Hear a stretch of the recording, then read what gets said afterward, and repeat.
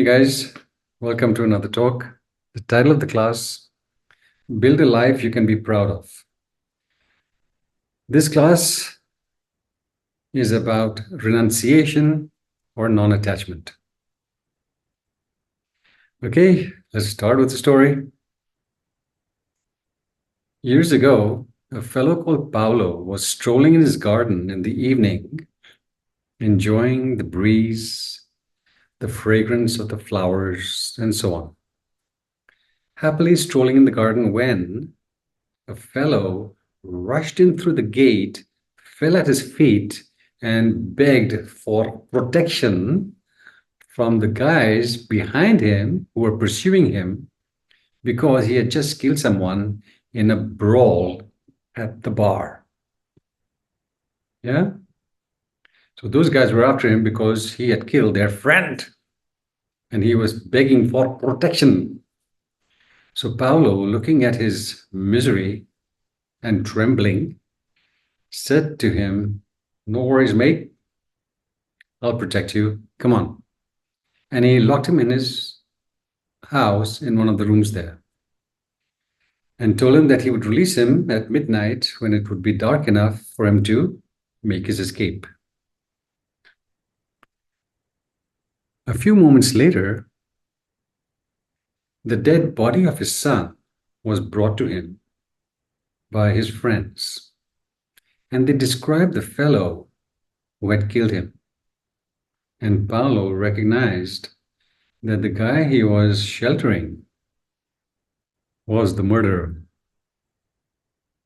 Now, if you were in Paolo's place, what would you have done? He's in that room, go get him? No, that's not what Paolo did. So at midnight, when he released the fellow, he said to him, "Look here, the youth you have murdered this evening was my only son that I absolutely adored. Your crime deserves the severest punishment. But because I have vowed to protect you, I will not betray my promise. No, I will keep my promise. The pursuers are looking for you in this direction. I suggest you go in this one to save yourself. But however, you must understand that your hands are polluted with blood, innocent blood. But God is just, and my faith in Him is unspotted. Being unspotted, I leave judgment to Him alone. It's not for me to judge you. I leave judgment to Him alone. Go." And the fellow was scampered off. This, my friends, is perfection. The perfection of renunciation at its height. Paulo's exemplary action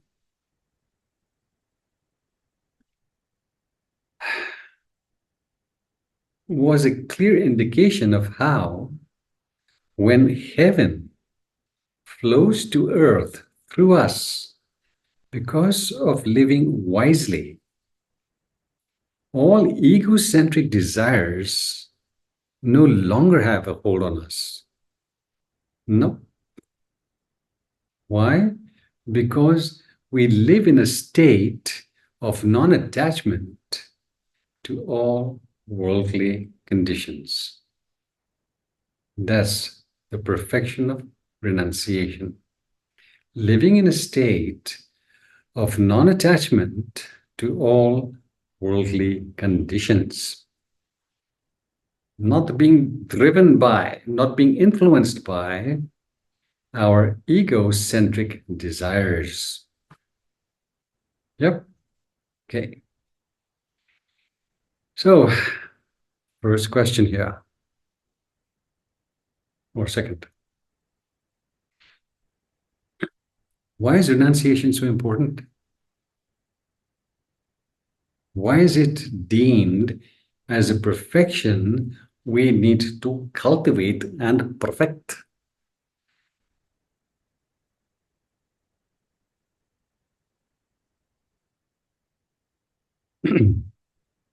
Years ago, when I was possibly 16, 17, living in Lagos, two other friends and I, we went boating in the lagoon. It was my friend's boat, one of my friend. He owns the boat. We were having a good time in the lagoon when suddenly something got into the fellow who owned the boat, some quirk, and he pushed me and my best friend into the water.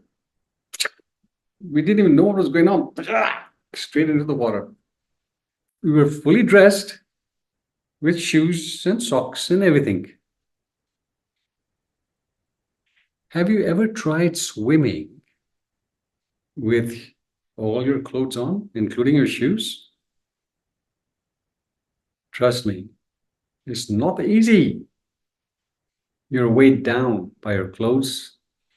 Not easy to swim when you're fully clad. No can. Fortunately, before we went under, that silly fellow pulled us back into the boat and received quite a few flowery words from our mouths. Okay, right. To swim with ease, we need to remove our clothes. Skinny dipping, if you feel like, okay? But we need to remove our clothes. To swim with ease, we need to remove our clothes. It's a given. Exactly the same principle applies for us to awaken to life's magnificent dimensions. To make it easy for ourselves to awaken to life's magnificent dimensions, we need to let go of, we need to strip ourselves off all the causes and the conditions that root us in misery and blur our vision of the beauty and the benevolence and the perfection that is right there in front of us, but which we can't see. Because those causes and conditions eclipse our vision of what is true in this world. Yeah? So just as we need to remove our clothes to swim with ease, for us to make it easy for ourselves to perceive reality face to face in its pristine glory, it requires the removal of all that blurs our vision. Renunciation. So, renunciation is an uncompromising letting go of the delusions that incite us towards wrongdoing and its attendant misery. Because both these things, the wrongdoing and the misery, eclipse our vision of what is true in the world. And we need to see what's really going on for us to make informed choices. All right? So, what we need to let go of to move forward in the practice, not just the outer world, also our misperception of it. Yeah? The faulty worldview that makes us engage in wrongdoing again and again and again, lifetime after lifetime.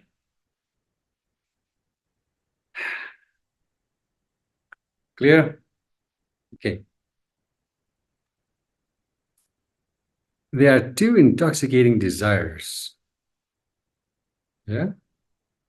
Intoxicating desires, all based on misperception of reality, that we need to be clear about and we need to let go of if we are going to move forward in the practice.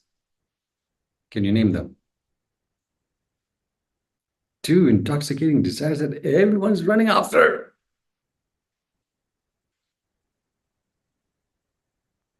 Wealth. Yes, wealth. And all the things that wealth can buy. Pleasures and possessions and power, and you name it. Yeah, wealth. We're obsessed by it. And the pleasures. Oh, we love to marinate in pleasures. Okay. The thing is, although wealth and pleasures and everything else under the sun has its place in our lives, unless we approach and respond to these realities wisely, they lead to our downfall. They lead to excessive misery. They have their place in the world. They have their place in our lives. Nothing wrong with wealth. There's nothing wrong with pleasures. There's only something a little bit wonky about the way we respond to wealth and approach to wealth. That's where the suffering arises. Let me give you some examples.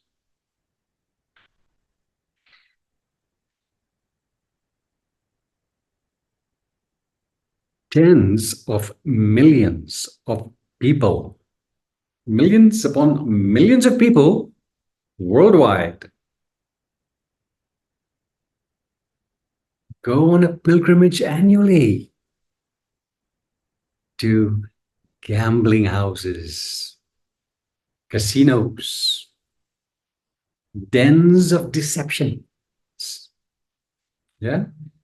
Millions of people make their annual pilgrimage to these gambling houses. Yeah.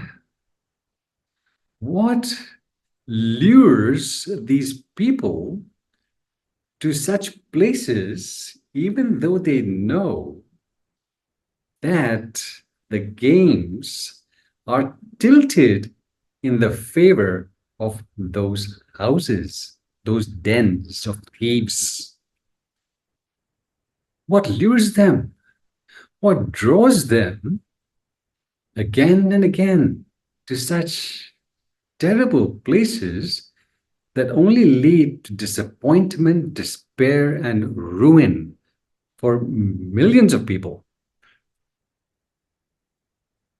The intelligent, the rich, the educated, the elderly, the poor, all of them in droves. They go to such places. Why? Why do they go to such places? Where their greed can be exploited by those nefarious beings who seek to profit from their dim-witted frequencies. What draws them there? Millions of people worldwide annually make a pilgrimage to these gambling houses, or they even gamble from their homes.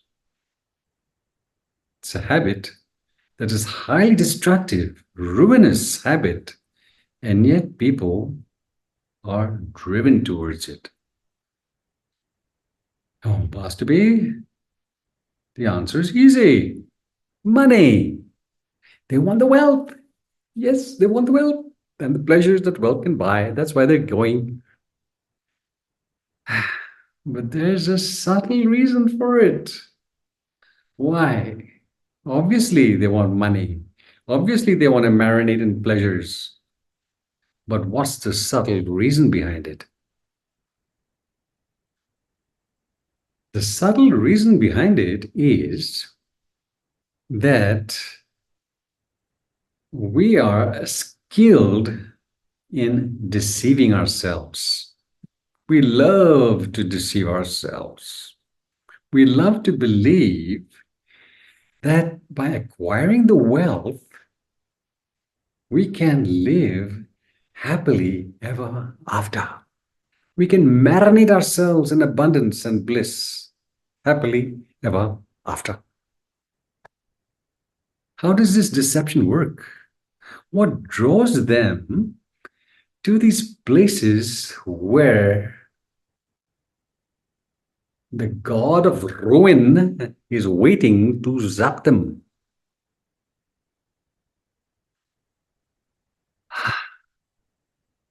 Through self-deception, we exaggerate the perks involved and ignore the downside to these fleeting pleasures, to these fleeting realities we are so enamored with. That's how self-deception works. Yeah? That's the subtle reason why. It's not the wealth that's drawing us. It's our relationship. It's the relationship we are creating towards it. Exaggerating the perks, ignoring the downside, and so straight there and straight down into the ditch. Self-deception. You see, self-deception always, please remember this, self-deception always firmly denies, firmly resists, firmly contradicts any evidence that goes contrary to what we want to believe, not what is true, but what we want to believe to be true. That's self-deception. That's delusions. Yeah, that's how delusions work. Self-deception. Oh, and we are skilled at it. Lifetimes of practice. You masters in the game. Self-deception. Once again, the nature of self-deception that draws us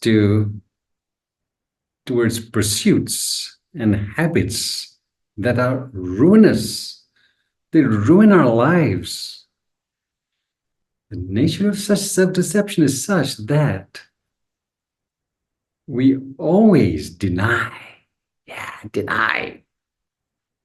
resist, contradict,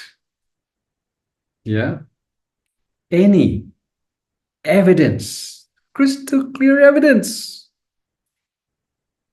that goes contrary to what we want to believe. Not what is true, but what we want to believe to be true. Here's a good example.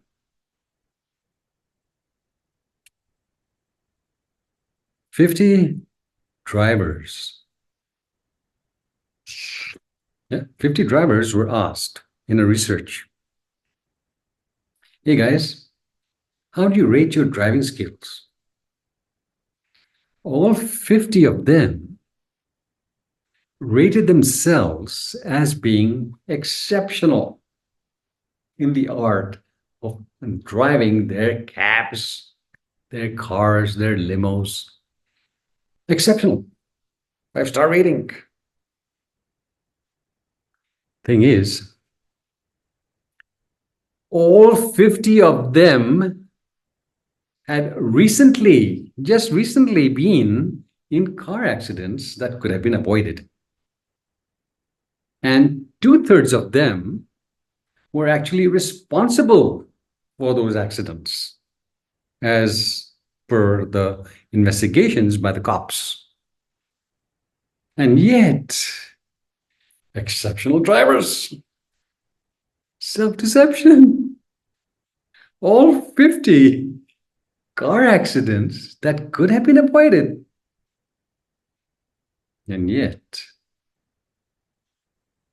hallelujah, egocentric desires. Egocentric desires are aided and abetted, encouraged in exactly the same manner as these fellows were doing. Yeah, our egocentric desires, money, pleasures, possessions, aided and abetted in exactly the same manner as these fellows who believed they were exceptional drivers when they were rather dangerous and mediocre.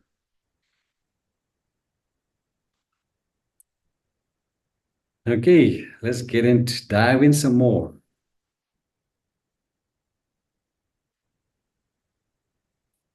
Although any accomplishment,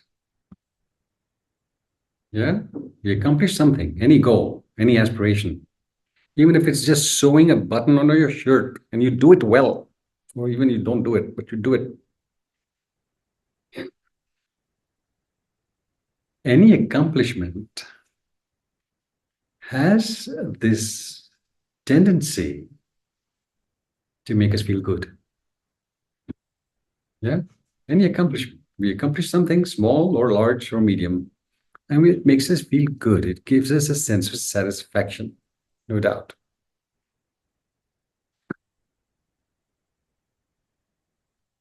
Now, that is the reward we get from accomplishments, however small. The skill, however, is not just in selecting the things we wish to accomplish, but also in how we relate to them, whatever desires move us. The skill is not just in achieving our desires, but in selecting our desires wisely and in relating to them correctly. That's where the skill is, not just in the little pleasures we get from it. That's not really important. What's important is to select our aspirations or desires correctly and to relate to them correctly. For instance, you have the urge to go to the store and pick up some bottles of beer, alcohol, or cigarettes. We won't talk about the other stuff, okay? You feel the surge of happiness. Pack of cigarettes, bottles of beer. The satisfaction, the happiness you feel from it. Yes, there. Woo, yum, yum. But is it really serving you? Not skillful. No, no. Yeah. We need to select what we are driven towards correctly. Unless we enjoy misery, we need to select correctly. Another point here. Here is your best friend who, after a couple of years, becomes your best enemy because he or she betrayed you and you feel such resentment. But isn't it ludicrous, absolutely absurd, to believe that things could be otherwise? It's the nature of the world to not meet our expectations all the time. Well, some of the time it can, but not all of the time. You expect your friend to be true to you for your whole life, Is that a realistic expectations? No. Things can happen. People change. Things change. You change. So it is ludicrous for us to cling to the false expectation that this reality which took place should never have happened. It happened. Be with it. Deal with it. Move on. Yeah? These things happen in the world. Think of people who get married.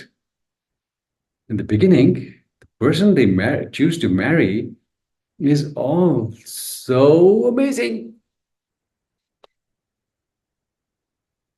After some time, when the mask comes off, we see that we have married a living nightmare. Happens.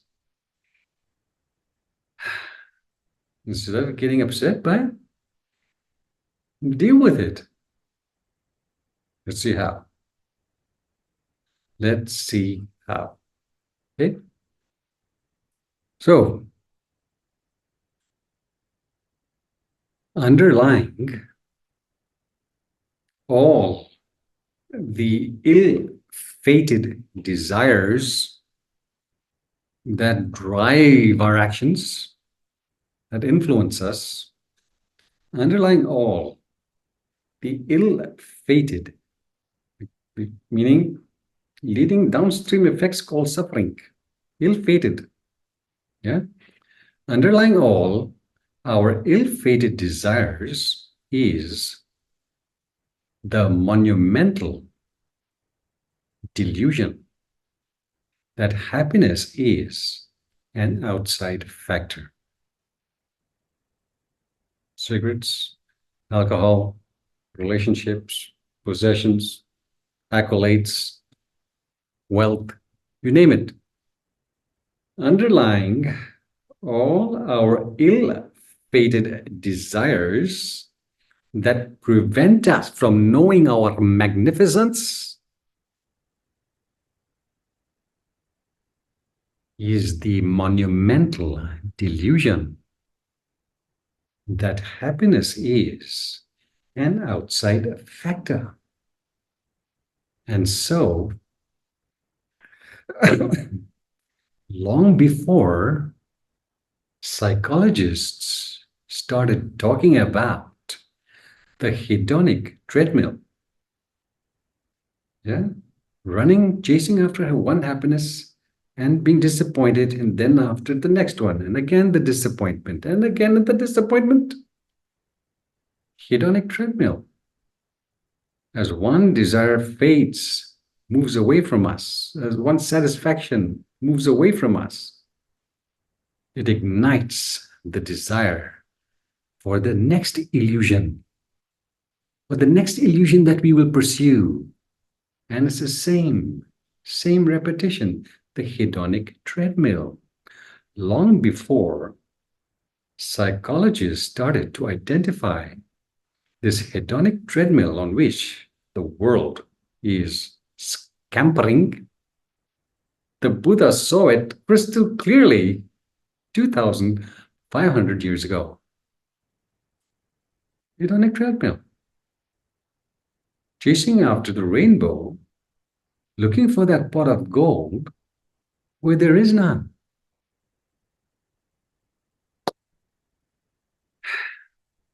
Unless we erase ourselves, unless we erase ourselves from the ranks of the living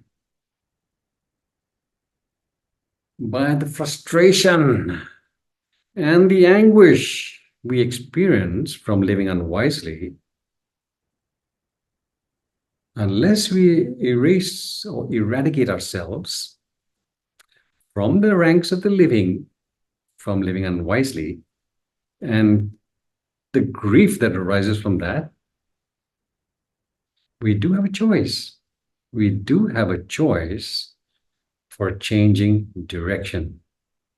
We can choose to change our direction for the better. And how do we do it? There are several ways.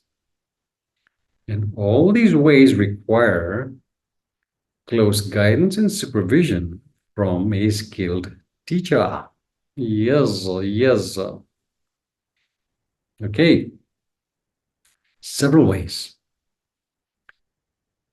First, by questioning our delusions, by questioning those narratives that keep flooding our consciousness, the narratives that are entrenched in self deception. We need to question that. Wealth. Oh, it'll make us so happy if we have it. Really? Question.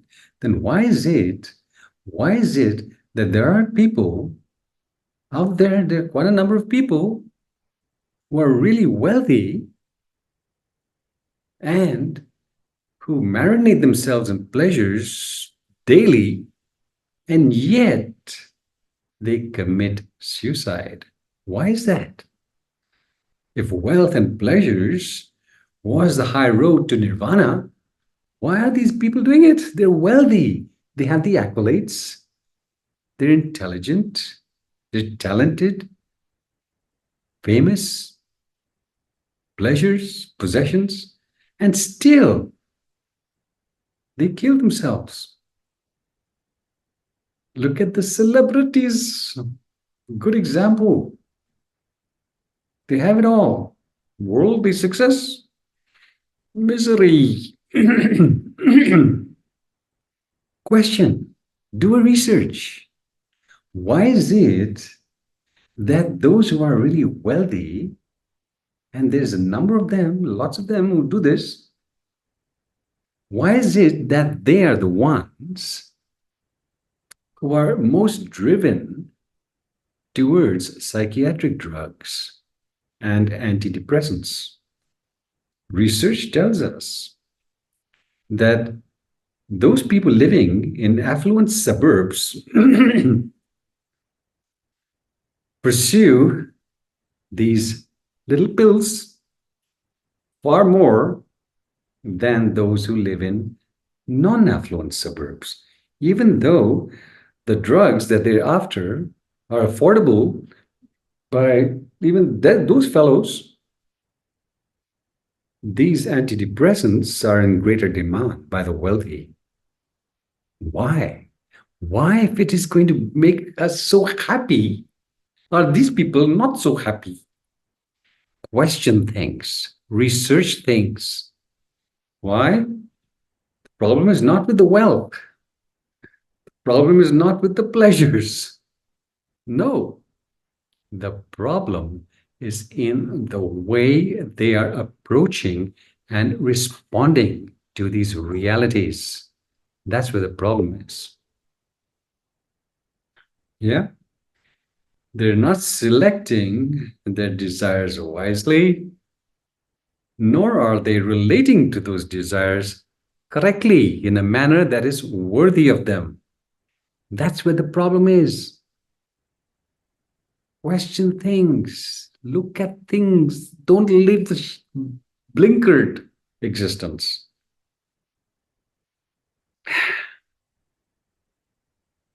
Okay, that's the first point. We don't have to be shackled to our delusions. We can step out of them, and there are ways to do so. That's why we practice the Dhamma. You don't have to be enslaved. No, no, no. Firstly, question things. Stop believing the BS that you are feasting on daily, not serving you, the BS. Okay? Bullshit. Secondly, through the study and practice of the Dhamma, yes, we need study, practice with teacher. Yes, what to do. Through the study and practice of the Dhamma, we come to know the nature of the world and our place in it.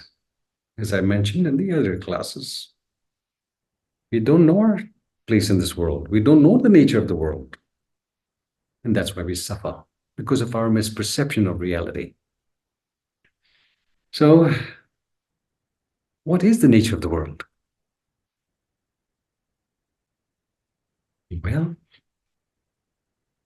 according to what the Buddha discovered years ago, he describes the nature of the world as having three characteristics. It's called the three characteristics of cyclic existence. Rebirth after rebirth, making same mistakes. Yeah. Cyclic existence. Three characteristics of cyclic existence. What are they? Impermanence. Everything changing. Nanosecond to nanosecond. Change, flashings. Oh, impermanence is there, and yet we choose not to acknowledge it. Our friend should never have betrayed us. Really? Secondly, dissatisfaction. No matter what we experience, no matter what we accomplish, it's never enough. We want something more. We want something else. We'll be talking about these characteristics in another class. In this class, this is not the main subject. Yeah, but just to give you an idea. That's the second characteristic, dissatisfaction. Why? We are drinking salt water and want to quench thirst with salt water. No can do. We need clear water, not salt water.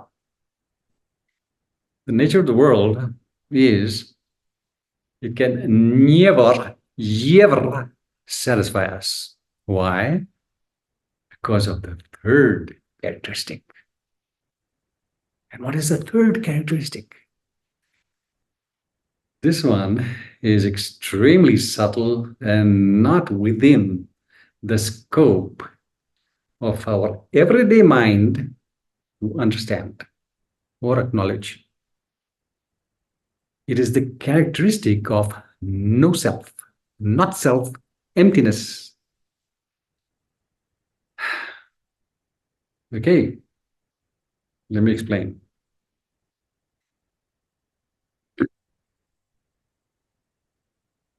Suppose you have not eaten for 3 days. Your stomach is rumbling. Yeah, you have not eaten for whatever reasons. You are extremely hungry. Yeah. And then in the night, you have a dream. And in this dream, there's a banquet in front of you. Your favorite dishes are right there. Yes, your favorite dishes, all fattening. Well, okay. All the favorite dishes are there. And in the dream, you started to gobble. Tongue worshipping. Frenetic frenzy of gobbling. Chomp, chomp, chomp, chomp. Food is all over your mouth, face, dress.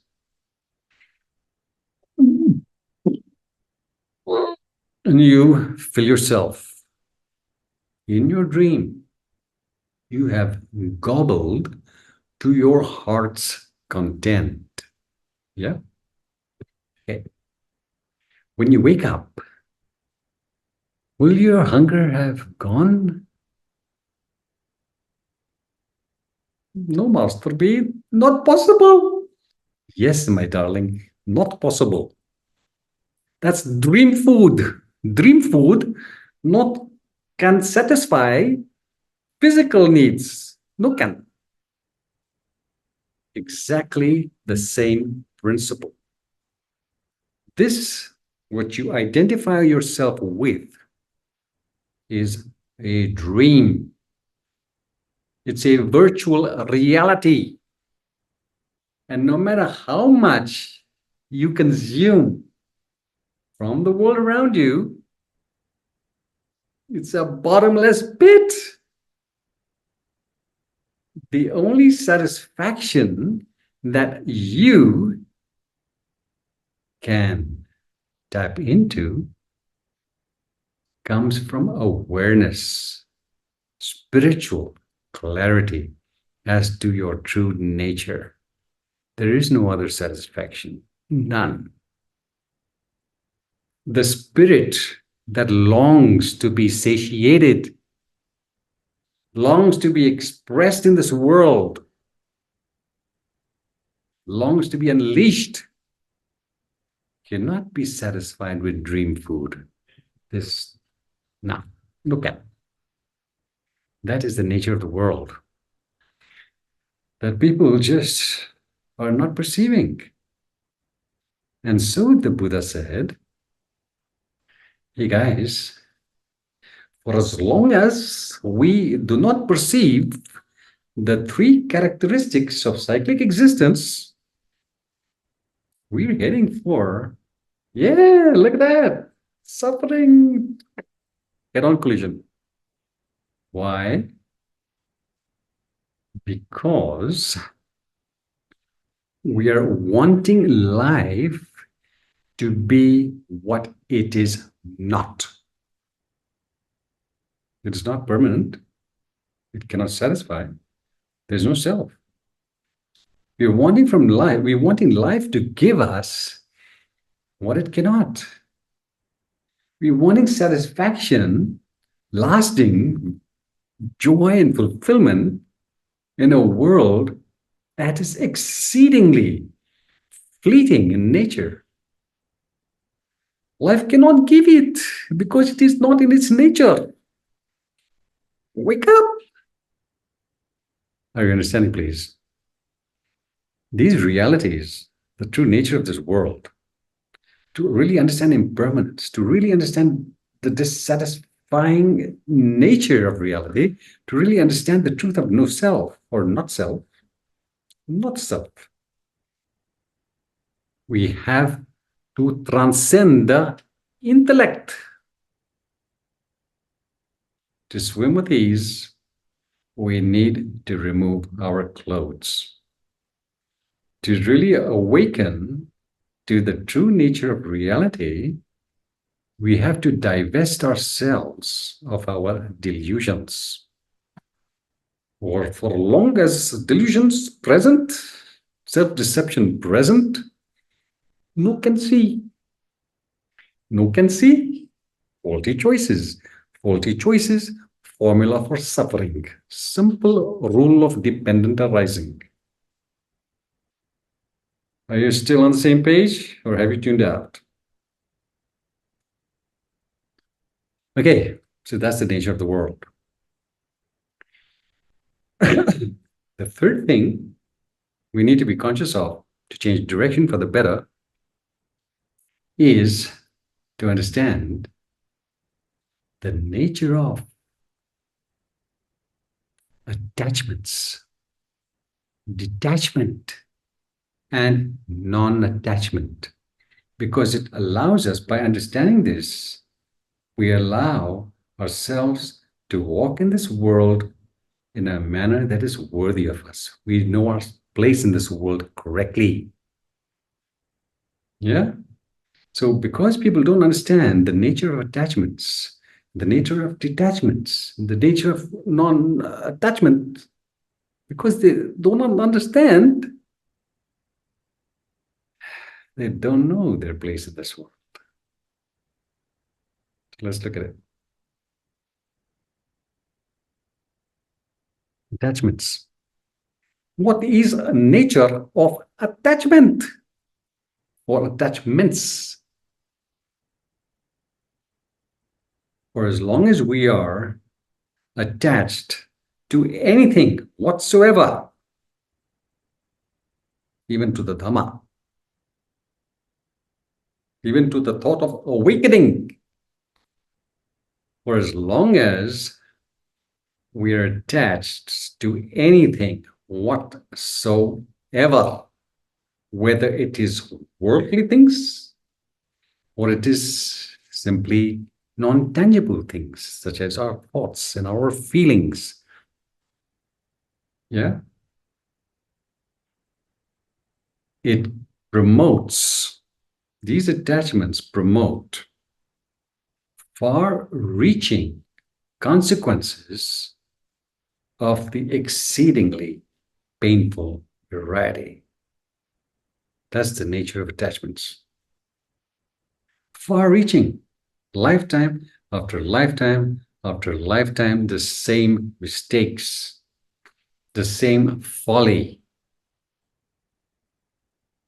The nature of attachments is such that they promote far-reaching consequences of the tremendously painful variety. And that is why they need to be let go of, renounced once and for all.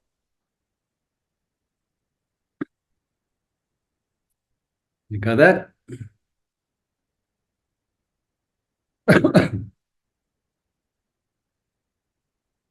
For as long as we believe, for as long as we are attached to the belief that anything outside of us can bring us lasting joy and fulfillment, we're attached to that erroneous belief.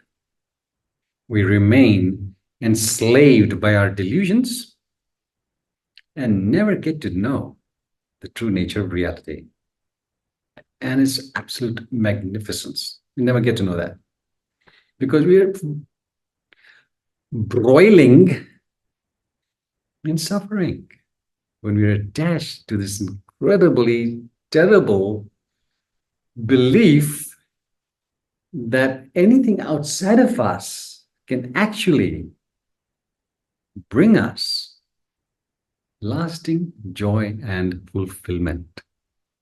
Wealth cannot, pleasures cannot, people cannot, accolades cannot, nothing can, no can from outside. The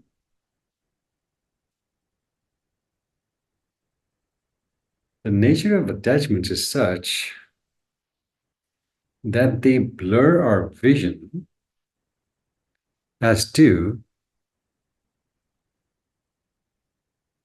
the exceedingly painful consequences attached to the pursuits and the habits we generally engage in that are to our detriment. Yeah, it blurs our vision as to what's really going on. So these pursuits and habits, most of them are not just a ski run, nice ski run in a lovely landscape, right, sunshine? These pursuits, these habits of thinking and behavior are often an invitation for disaster or a trip to the morgue. Yep. Drinking, smoking, drugging, gambling, you name it. We believe it is profitable to do so. It's not a ski run out in the beautiful landscape, not a ski run. These are hazardous invitations for disaster or a rather fast, quick, and easy trip to the morgue. Pop off. Again, the examples are right in front of us. The evidence is right in front of us, especially those celebrities who have everything and yet nothing. Terrible, sad, tragic. Such clear example is not hidden inside, and yet, because self-evident, self-deception has that tendency to deny, to resist, to contradict clear evidence when it goes against what we prefer to believe as true. Self-deception. We have to unshackle. Attachments do not allow us to unshackle. Attachments keep us shackled to these self-deceptions. We're attached. We want reality to be what it is not. And create untold misery for ourselves. That is why renunciation is so very, very important. Okay, let's move on to detachment. Detachment. Next. Detachment is a close cousin, very close cousin of attachment, and therefore it is equally dangerous. Why? What does this mean, Master B?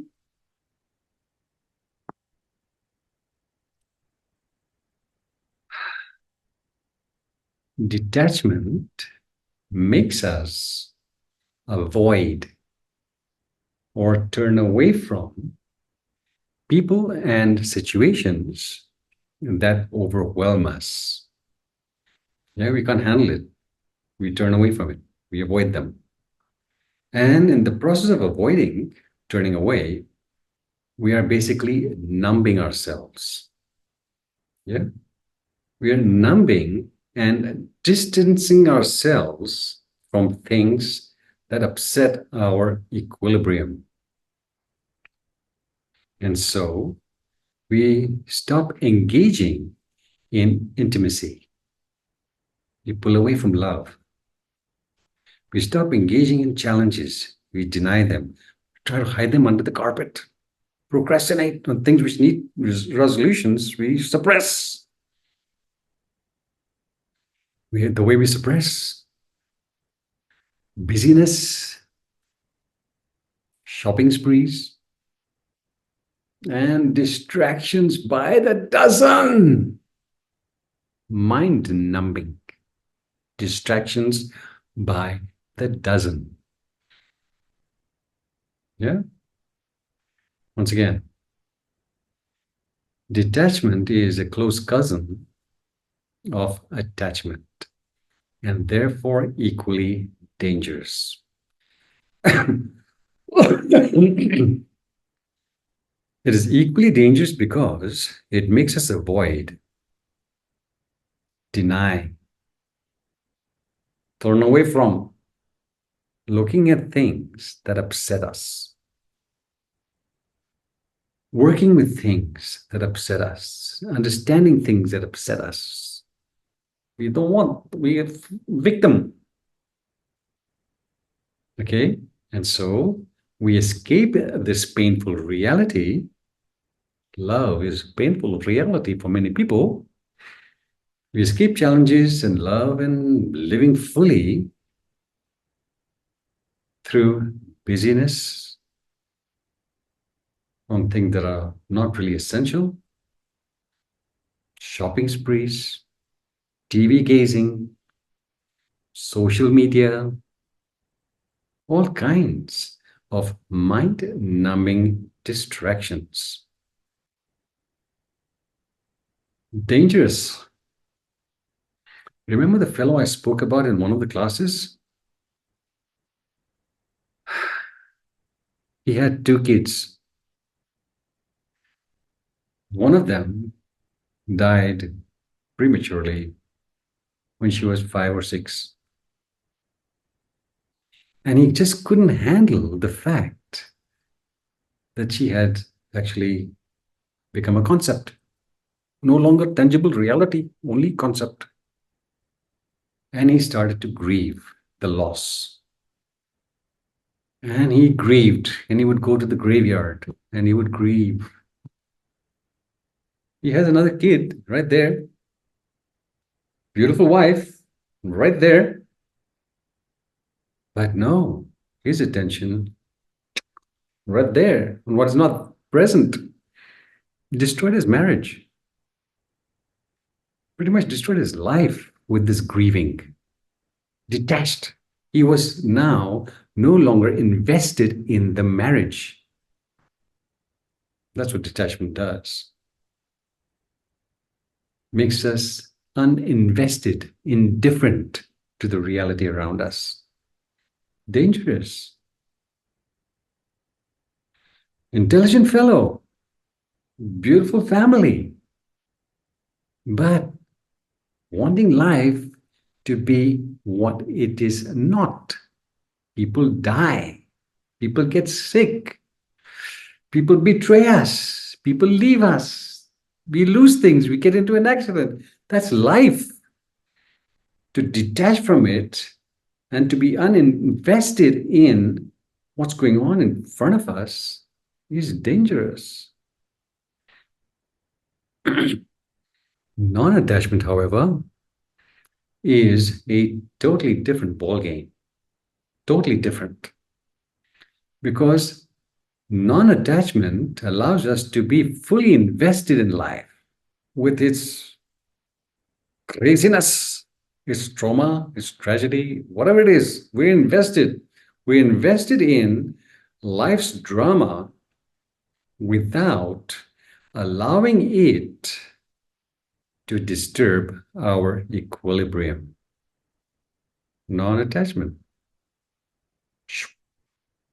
Yep. So non-attachment is the all-purpose prescription that the good Lord, the Buddha, has given to us.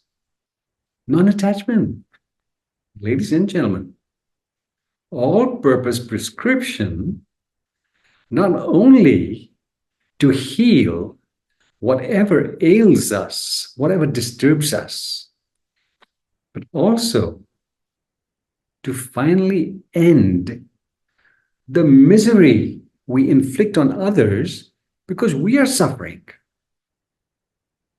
That's non-attachment. Brilliant stuff. All-purpose prescription, not only for whatever ails us, not only to heal ourselves of that misery, but also to stop transmitting the misery onto those around us. Non-attachment. So non-attachment does not mean we do not care about people or circumstances. Nope. We care, very much care. We are very much in the world, but not of it. Yeah, very much in the world.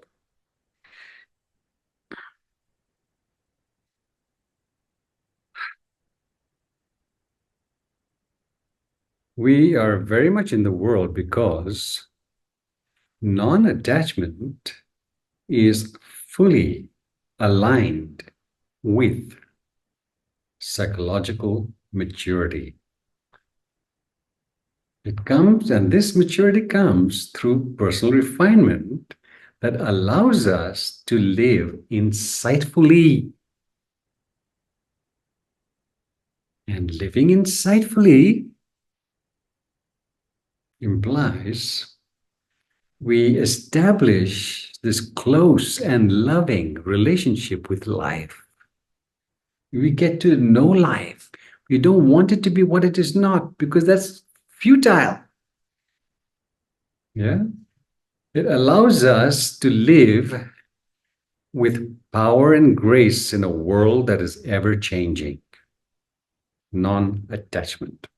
Psychological maturity comes from personal refinement that allows us to be in this world intuitively, not intellectually, not emotionally, intuitively. We see things differently than how other people see things.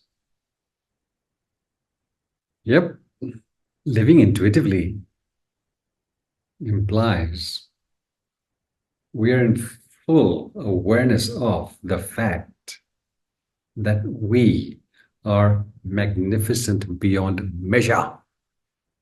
Living intuitively, we see that we live in a world that is magnificent beyond measure. We see beyond the impermanence. We see beyond the dissatisfaction. And we see the truth of not self. We are the cosmos. We're not what we imagine ourselves to be. We are the cosmos, magnificent beyond measure because we are pure spirit, supernatural in nature, pure spirit, capable of weaving miracles like Christ did. Capable. But first, awareness is important. When we can really and fully wake up to this fact that we are pure spirit that cannot be harmed in any way. Yeah? We are birthless and therefore deathless in nature. That's when good fortune and a flourishing life becomes real for us. Yeah?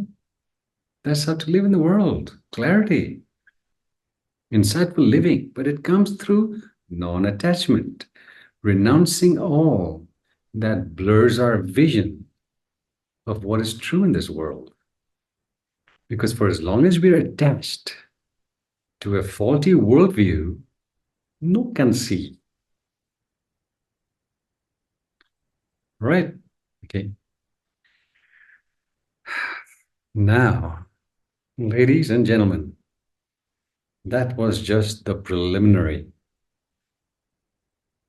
Now we come to the crux of the matter as to why we need to renounce what is not serving us and never has. Okay? Right, crux of the matter. The main point in this class. Coming up.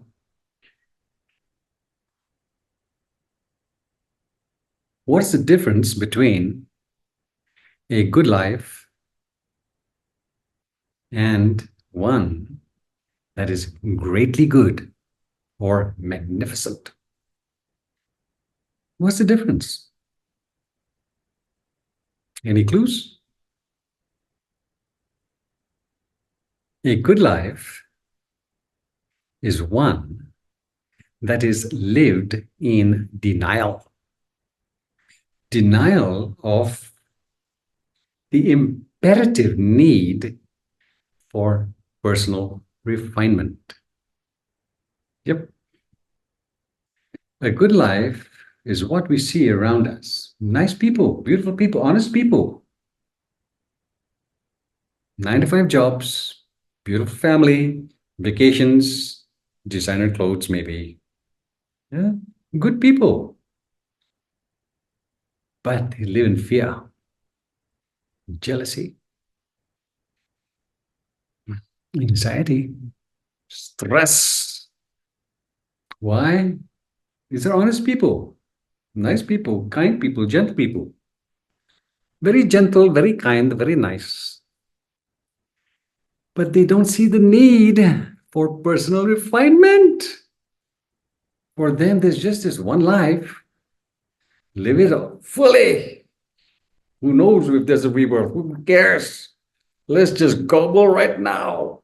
Let's just marinate in happiness right now and pleasures. That's the good life. I know lots of people, good people, family, friends, colleagues, beautiful people, really wonderful, wonderful people. And yet they're miserable. Why? No personal refinement. Going to temples, going to churches, going to synagogues, going to wherever, but superficial understanding of life. Superficial, steeped in fear and anxiety and stress. Now, what happens when we deny personal refinement? When we live in denial of personal refinement, we never get to discover our magnificence. It's impossible. Impossible. And not being in touch with our magnificence, pure spirit, capable of creating, crafting miracles, we live in our comfort zones, our complacent zones. Yes, lock the doors, bolt the windows. Yeah, living in our complacent zones, we never achieve anything of significance, nothing. The world will not even know that you existed once you pop off. You will have been born, gone through a cycle of misery, and then you'll pop off. Nobody will even care. After a while, even your families will forget you. Yeah? Nothing of significance is achieved.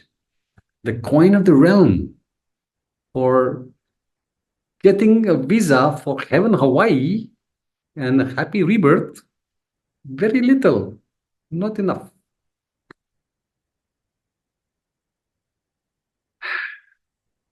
We achieve nothing of significance because, in the absence of knowing our magnificence, we underlive our lives. Substandard. We underlive our lives.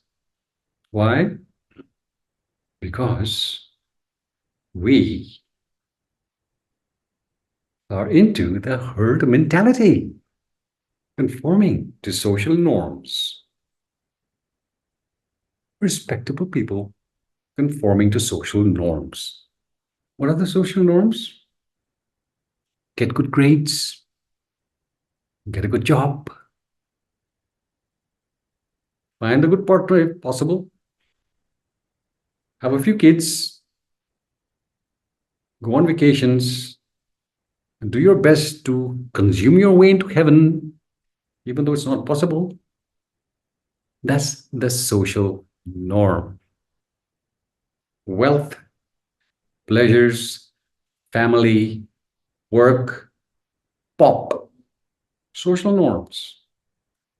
That's the good life. And we see it around us everywhere. Not greatly good. Okay, wasted life, basically. Well, not fully, but wasted nonetheless. We live in this substandard manner because we forget. Yes, memory loss. We forget that we are all born pioneers, pioneers with the pioneering spirit, because we love to explore, we love to create, and we love to manifest things of value.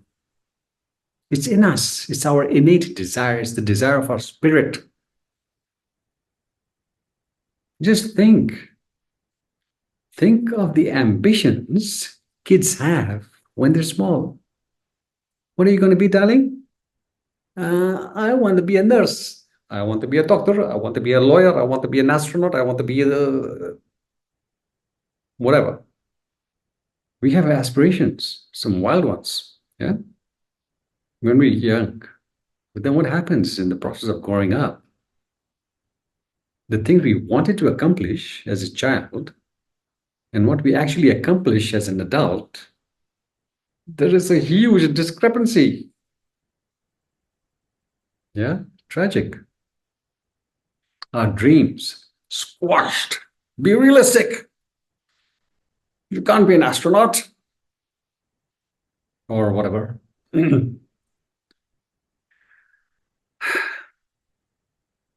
When we stifle,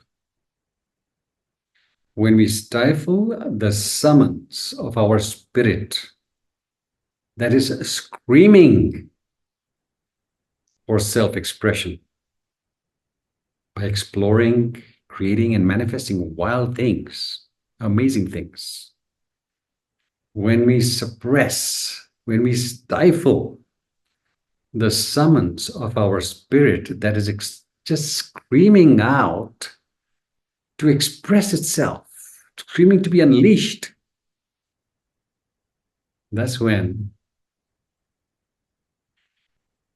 we invite all kinds of miseries to ourselves, illnesses, physical, emotional, psychological, can't sleep at night, relationship fiascos. We're not in tune with our spirit. That's the good life. Not in tune with spirit. You're kind, you're compassionate, but not enough. That is why on the Noble Eightfold Path, which we will be talking about, stay tuned, the section on morality, yeah, right speech, right action, and right livelihood is important, but it is only part of the bigger reality. Yeah, right understanding, right thinking, and then concentration. We need to wake up. Morality is only a part of the practice. It's not the end of the practice. A good life is only a stepping stone. Can't rest there. In a world that's constantly changing, we need insight into the true nature of reality so that we can live in this world correctly. Yeah? Okay. Fortunately for us, there are those few in this world who finally awaken from their drowse. Oh, yeah, they finally awaken from their drowse after being beaten and battered by life for having lived unwisely. After being beaten and bashed, pummeled by life because we've been living unwisely, we wake up. Some of us, not everyone. And then wake up. Ah, we really want to change our trajectory for the better. But even though we want to change our trajectory for the better, we have no clue as to what exactly is required. No clue, because we've been living in zombie mode for decades. We have no clue. We believe that changing our trajectory for the better is as simple as changing the clothes on our Barbie doll. It requires work. And because we're not prepared for all the work involved, when it comes to personal refinement, we feel daunted. Yeah? We procrastinate. Oh my God, how will I do it? But unless a solid foundation is built by us, the best cannot follow. Yes, it requires hard work. Think of the 6 years of intense practice that the Buddha went through before he woke up. Think of the difficulties almost every saint has been through before they woke up. It requires hard work. It's not a matter of changing clothes on a Barbie doll. Fantasy. So, what is the solid foundation? How do we build it? What is it?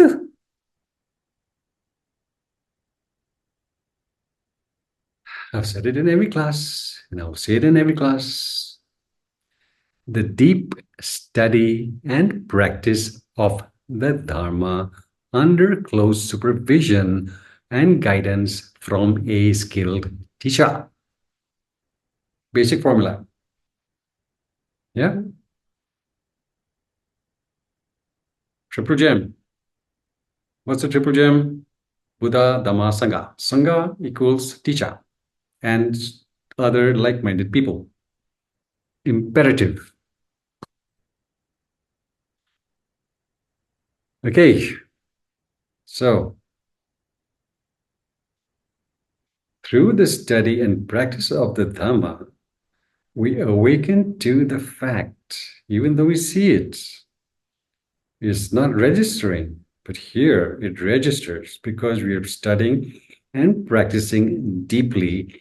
The fact of the matter is that our life is incredibly tenuous, fragile. It's incredibly evanescent, fleeting, can't hold on to. Yeah, our life that we take for granted, that we believe that there'll be a tomorrow, it's incredibly fragile, evanescent, like bubbles in a champagne glass. Gone. And when we wake up to this fact, then we see just how absurd it is to procrastinate on matters of true importance, personal refinement. No more procrastination. Full on. We start to refine ourselves.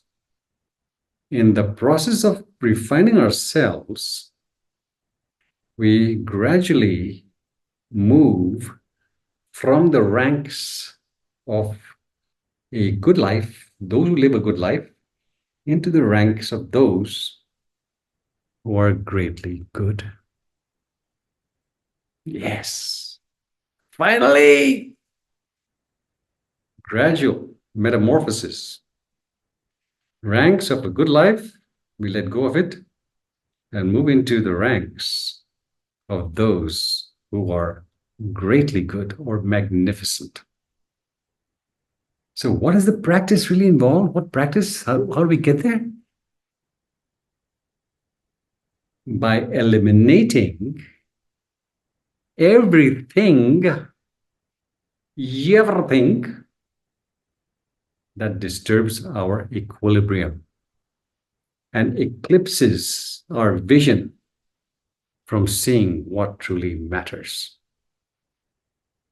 By eliminating all that is unnecessary, we give place for that which is absolutely essential to reveal itself.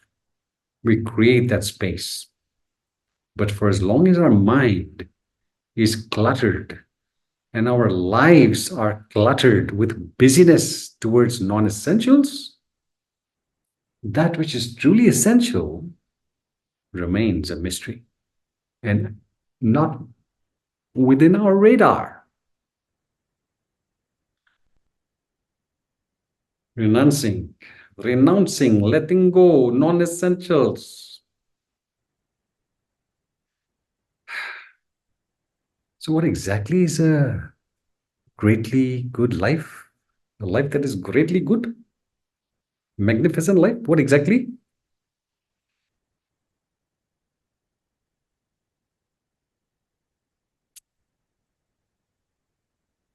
A greatly good life can be described as revolutionary.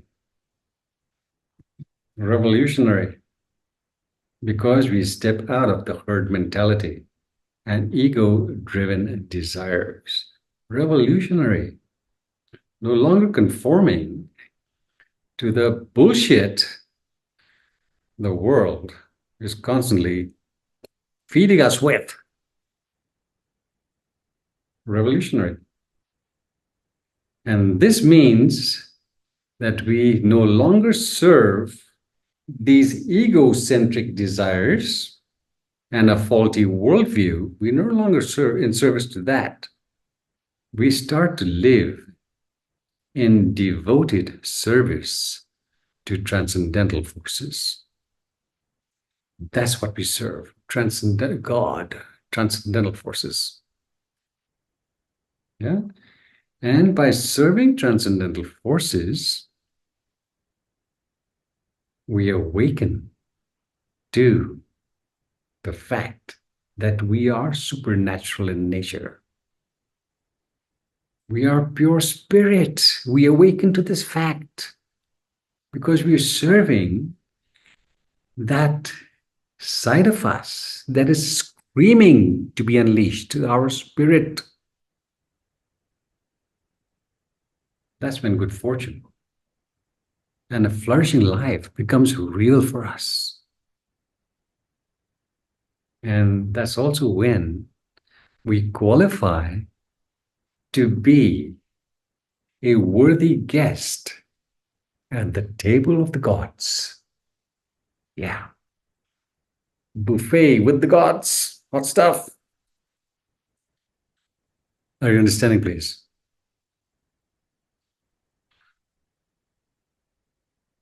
In the Bible, King James Version, KJV, Matthew 6:14, 6:24. Please check it out. Quite often, I believe it is said in the Bible that we cannot serve two masters, God and mammon, wealth, money, pleasures. Cannot serve two masters. We have to select the side we were going to be on.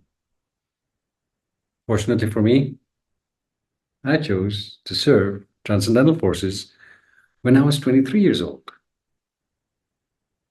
My life has been an incredible adventure and absolutely enchanting for having made that choice. You too can do that. And you'll be amazed. When I say do not work for money, I don't mean you don't need money. The money will come. First, you have to work for love, compassion, service to the divine. Then all your worldly needs are amply provided in brilliant ways. Good fortune and a flourishing life arise from non-attachment to egocentric desires that are constantly misguiding us. Non-attachment gives us that vantage point for making informed choices. Attachment doesn't allow that. It blurs the vision. Renunciation. It is only through renunciation that we arrive at being greatly good. Arrive at the full awareness that we are pure spirit, capable of miracles. It's then that we walk with power and grace in this world, unafraid of anything that happens or comes our way. Wouldn't you like to live like that? But you need to let go of the delusion that makes you believe personal refinement is optional, because it is not optional, it is imperative. Thank you for listening. Over and out. Stay well, stay happy, and kindly wake up from your drowse.